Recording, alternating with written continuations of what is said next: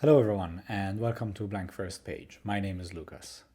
Today it's a rare video because I'm going to be reconsidering one of my favorite things, the Blackwing Extra Firm Core pencil. I've made videos about them in the past. Any of the Blackwing releases with the Extra Firm Core has become my go-to pencil when I'm in the mood for having a pencil in my stationery rotation, and I thought I would never need another pencil. And I don't think I need another pencil, but one of you guys in the comments, Andy, thank you very much, suggested the Mono 100 by Tombow as a good match to the performance of the Blackwing Extra Firm Core. And the particular part of the comment that got my interest going was the fact that this pencil is all black. So I thought, well, from a design perspective, I have to at least check this out. Not to mention the fact that in the case that the Blackwings somehow get discontinued and I lose my lifetime supply of stock somehow, I will have an alternative. It's always good to plan for the worst case stationary scenarios. After a short bit of research, I found that because they are Japanese made, the hardness indication tends to run darker than the European equivalent, which is good for me because I need a dark line anyway. So I bought a 12 pack from Amazon for about 21 euros, which is quite a bit cheaper than a 12 pack of the Blackwing Naturals because those run about 35 euros, depending on where you buy them. I've already started one pencil. I wanted to make sure I could use it properly in my stationery system before I spoke about it. It feels like nice, secure packaging. They've been around for quite a long while. And here we have the pencil.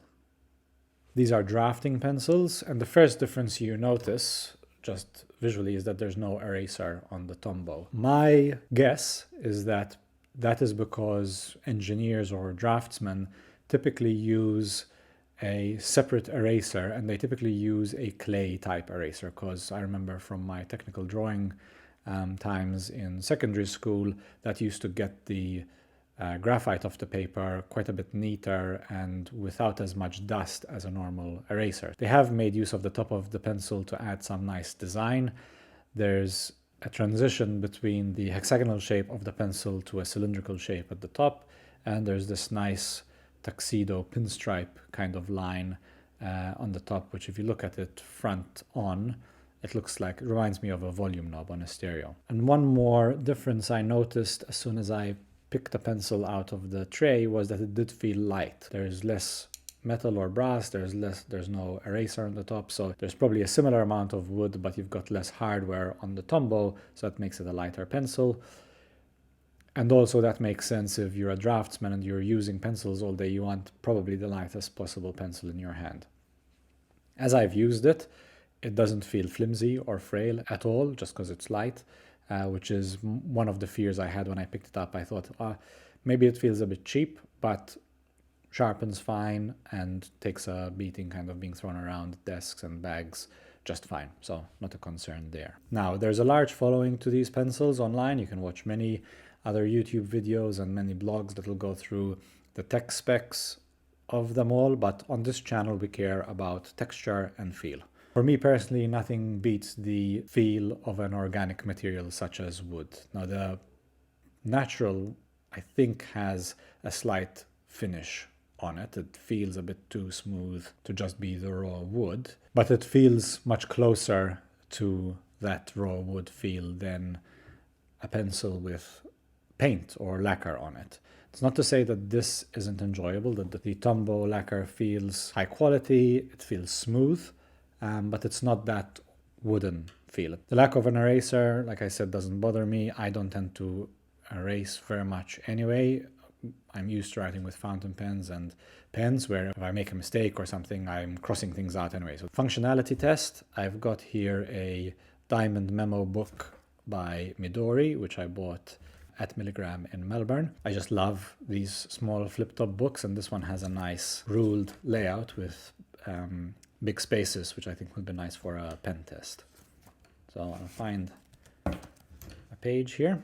Now, in order for this to be a fair comparison, I should sharpen both of them to the same fresh point. And I'll leave this one as it is because I've got a duller Blackwing that I can compare to as well. So we'll compare what it looks like after about a few days worth of use. The wood on the Mono 100 sharpens and shears off quite nicely.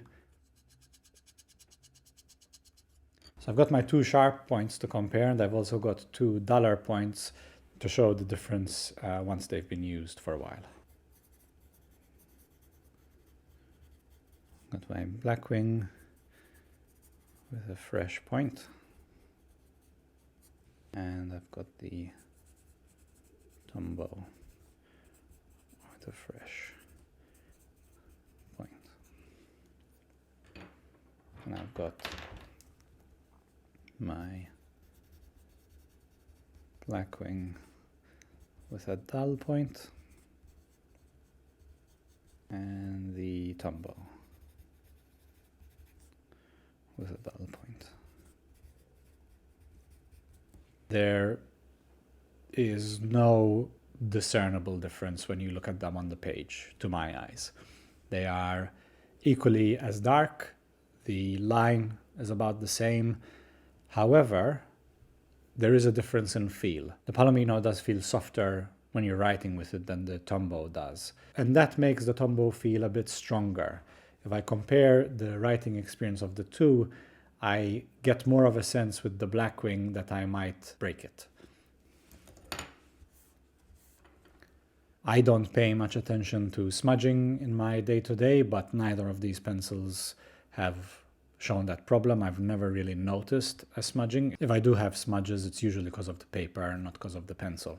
The feature that both these pencils exhibit, and the one thing I was really hinging kind of my assessment of the Tombow on, was how durable the point is. In terms of the durability, fundamentally, of both these pencils, they are on par. I can't really tell a difference. But I also don't mind writing with a duller point. In fact, I will only sharpen a pencil when it does get to this point here. I will probably write a couple of pages more with this level of dullness and then sharpen.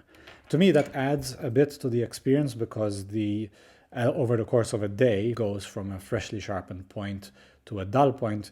Your experience changes. You go from a crisp, fresh line to a bolder, darker line, and it's the result and an expression of the more organic nature of this writing instrument. I like the fact with pencils that the nature and the characteristic of the pencil changes as you write with it, and then you have that kind of rebirth every time you sharpen the pencil, and it comes back to that fresh point. You get a nice crisp line again, and that cycle repeats. But the whole cycle, to my experience, is quite enjoyable. So these are different pencils. One has the eraser, one doesn't. If that's a problem for you, decision is easy. From a graphite perspective, the Blackwing feels slightly softer, but once it's down on the paper, no difference. One is more natural feeling, one has the coating. I can't quite choose between the two. I have been using the Tombow for a week now, and I will continue to use this for a couple of weeks, I think, because I'm really enjoying it. What having this pencil has done for me is put my mind at ease that in this scenario where I can't access Blackwings anymore, I'll be very happy with the Mono 100, and I don't think I'll miss the Blackwings. The Mono 100 does have quite a significant price advantage. It's a good quality pencil made in Japan, long history of being used by professional pencil users, so a good reason to trust it. If you can't decide, get both. Thank you for watching, and I'll see you in the next one.